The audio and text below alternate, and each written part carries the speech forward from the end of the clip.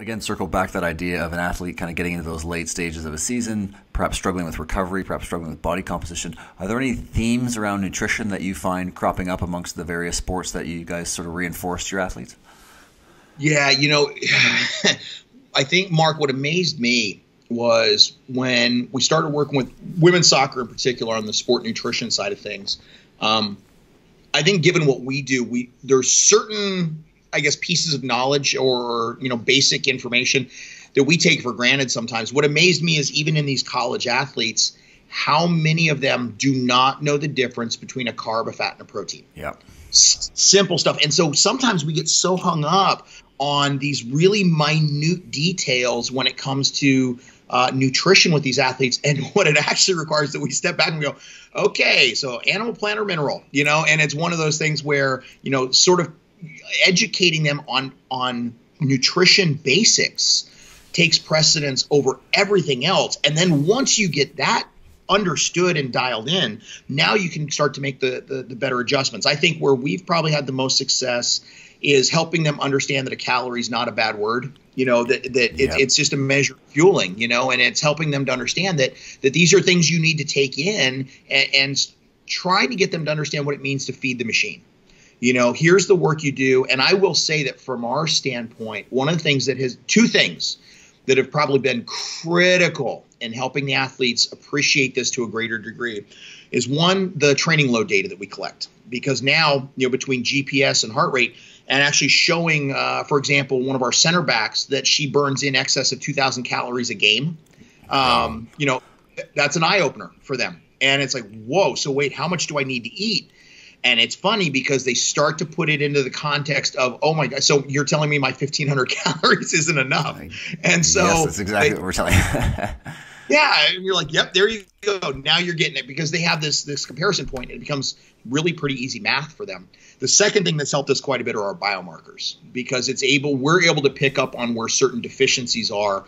One of the trends that we've seen that's been fairly consistent over the last 3 or 4 seasons are changes in iron status, changes in hemoglobin and hematocrit, and changes in vitamin D and omega-3 status in a lot of our athletes.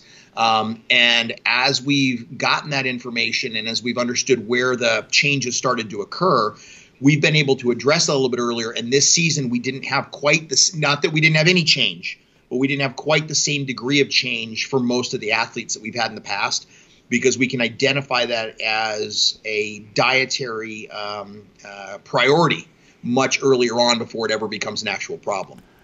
Yeah, that's fantastic to be able to get those early flags for those key micronutrients that are crucial for recovery, crucial for performance. Are there certain little strategies you can share around, let's say, perhaps vitamin D? Is it more supplemental, more sun exposure?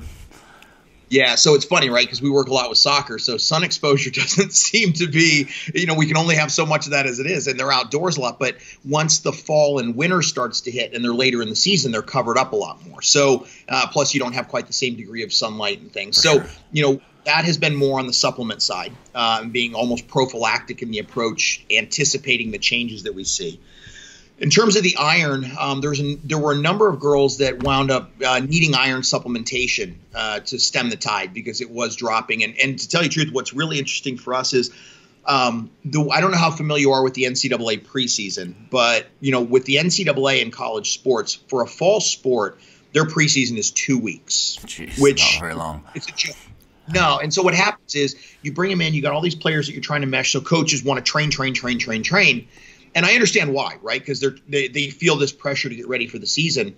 What's interesting, though, is, and we've got a manuscript that's in review right now on this, but we actually saw, funny enough, we're calling it the fit athlete paradox.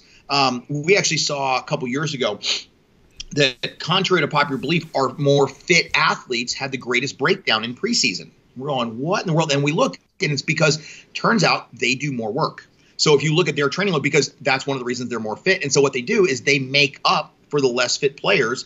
So now you've got this condensed 2-week preseason. They come out of it, their biomarkers from the standpoint of muscle breakdown, catabolic status, muscle repair, like you're seeing all these things not going in the right direction. And what was interesting is then the following year, after we had recognized that, the coaches were much more cognizant about the training load in the more fit players and had the less fit players do more work. And what happened is we came out with a much more even spread in what we saw for those biomarker changes.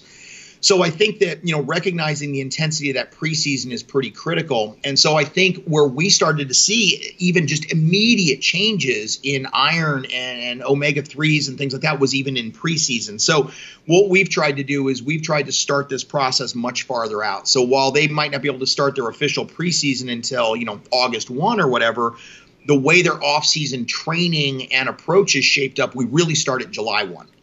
So in other words, their mentality shifts as of July 1 to create more of a 6-week preseason in order to get ready. And I think we've had pretty good success with that, and we have not broken down to quite the same degree once, but again, you are unfortunately relying on the athlete to take a lot of that on themselves just because of NCAA regulations and trusting them to do it. That being said, when they want to win bad enough, they take it on.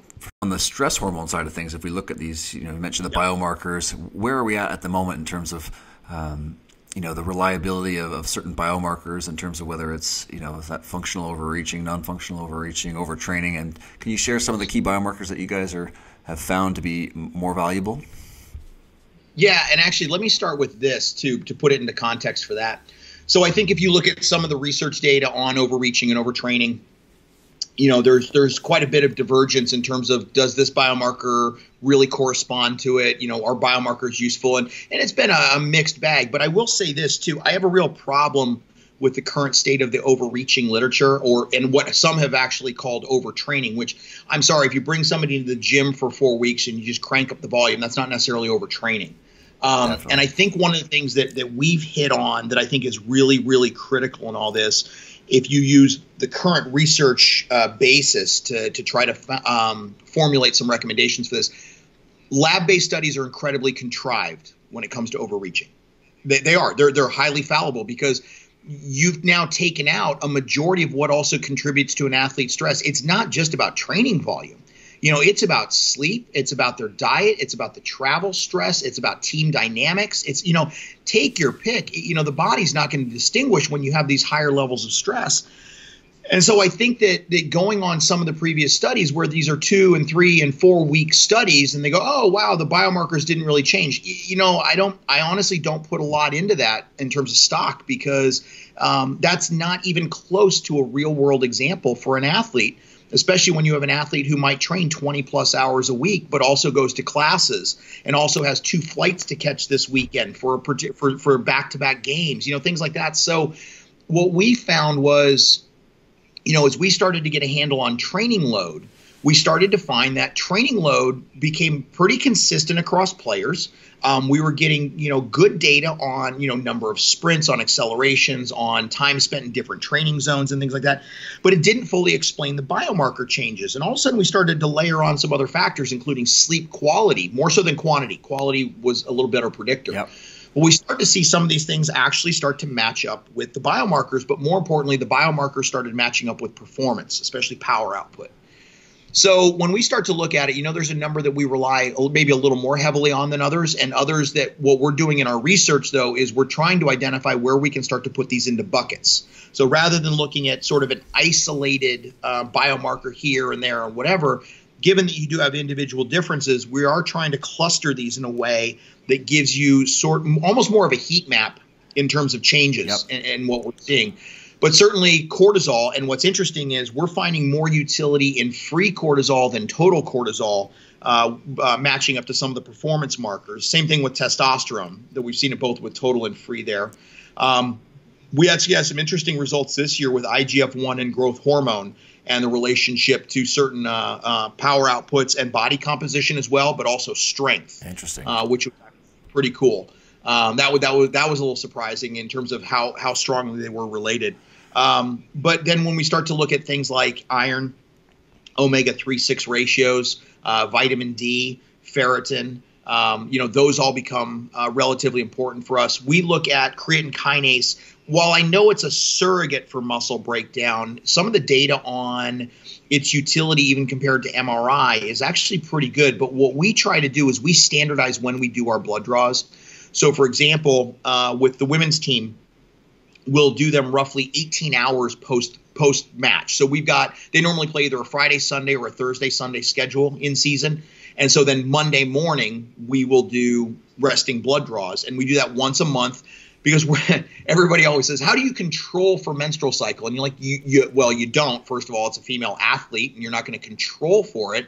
But what we do is we account for it. And so we try to actually make these draws every 28 days so that it corresponds to what the normal cycle would be, so that the fluctuations we're seeing are a little more likely real world and linked with the menstrual cycle. But we've taken the same approach with the guys as well, every 28 days, 18 to 20 hours after a game, and looking at it that way, because then what we start to track are recovery properties as well. We've integrated IL-6 into some of what we're doing. We do see changes in that over the course of a season. And I think that one of the things that surprised us that has been so remarkably consistent in terms of change, and it corresponds to heaviest training loads, is T3. So even with thyroid hormone, we were starting to see some of these things that took us a bit by surprise in terms of how consistently they do match up to periods of really jacked up load more than anything else. But I'd say, cortisol, the catecholamines, we've found some good predictive ability with those over the last 2 seasons. Those we tend to rely fairly heavily on. But it's not like we're not looking at other things as well and trying to decide what might be moving the needle and what might not be, to try to filter through noise and come up with more of the meaningful stuff. But certainly, we've probably got 8 to 12 that we heavily rely on, and another 14 or 15 that we use when we start looking at immune system and things like that.